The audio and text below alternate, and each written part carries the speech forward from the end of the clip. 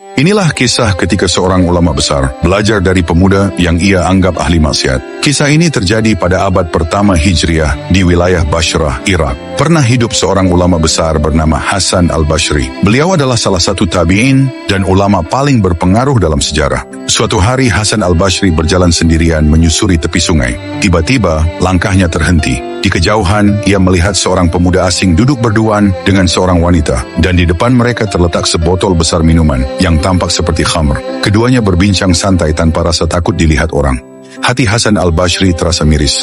Dalam batinnya, ia berkata pelan, "Betapa rusaknya zaman ini. Maksiat dilakukan terang-terangan. Seandainya pemuda itu mengisi hidupnya dengan ibadah seperti diriku." Namun belum sempat pikirannya selesai, terdengar teriakan dari tengah sungai. Sebuah perahu berisi 7 orang terbalik dihantam arus deras. Para penumpangnya menjerit, berjuang melawan tenggelam. Tanpa ragu sedikit pun, pemuda yang tadi dianggap bermaksiat itu berdiri, lalu berlari dan melompat ke sungai. Ia berenang melawan arus, bolak-balik dengan tubuh penuh tenaga. 1 orang, 2 orang, hingga 6 nyawa berhasil diselamatkan. Tersisa 1 orang lagi, hampir tenggelam, terbawa arus. Dengan napas tersengal, pemuda itu menoleh ke arah Hasan al-Bashri dan berseru, "Wahai Imam, aku telah menyelamatkan 6 orang atas izin Allah. Sekarang selamatkan 1 orang yang tersisa itu dengan kemampuanmu." Hasan al-Bashri terdiam, ia tak mampu berenang. Setelah semuanya selamat, beliau mendekati pemuda itu dan bertanya dengan suara gemetar, "Wahai anak muda, siapakah wanita di sampingmu itu? Dan apakah sebenarnya yang ada di dalam botol itu?" Pemuda itu menunduk hormat lalu berkata,